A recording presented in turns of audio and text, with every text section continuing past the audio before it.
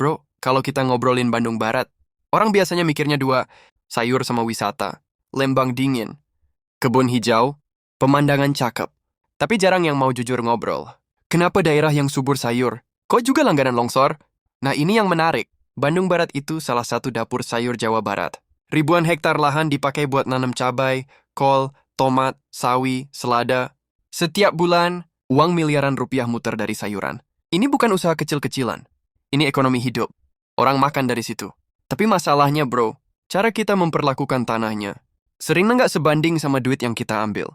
Banyak kebun sayur itu adanya di lereng, di tanah miring, di daerah resapan air, yang secara alamiah sebenarnya butuh pohon kuat, akar dalam, bukan tanaman pendek umur 30 hari. Sayur itu cepat panen, tapi akarnya dangkal. Sekali hujan deras, tanahnya nggak keikat kuat. Dulu sebelum kebun sayur segila sekarang, lereng itu banyak hutan kecil, pohon keras, bambu, atau kebun campuran. Sekarang, dibabat, diratakan, dibikin petak-petak. Kenapa? Karena bisnis sayur itu cepat muter duitnya.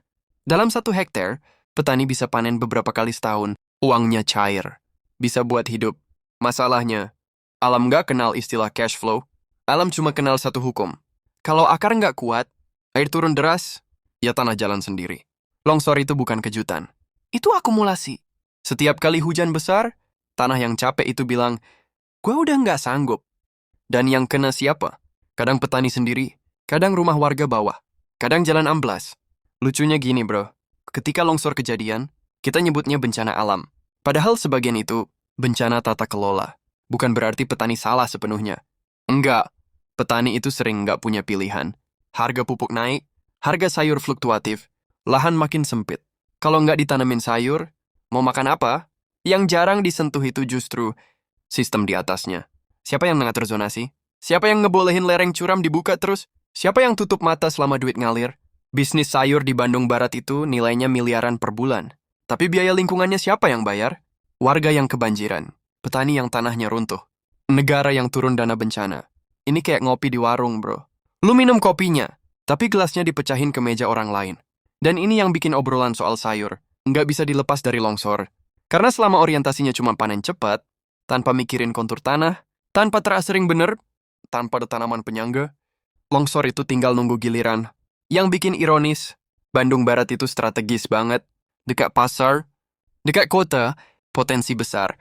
Kalau bisnis sayurnya dibenerin, pakai pola kebun campur, zona lindung dijaga, lereng ekstrim dikasih pohon keras, itu bisa tetap hidup tanpa ngorbanin nyawa.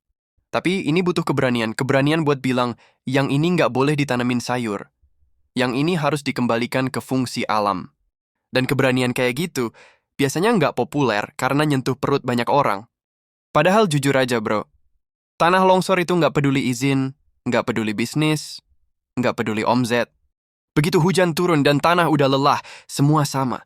Jadi kalau hari ini kita bangga, Bandung Barat dapur sayur Jawa Barat, harusnya sekalian kita tanya, dapur ini aman nggak buat masa depan? Karena pangan itu penting, tapi keselamatan jauh lebih penting.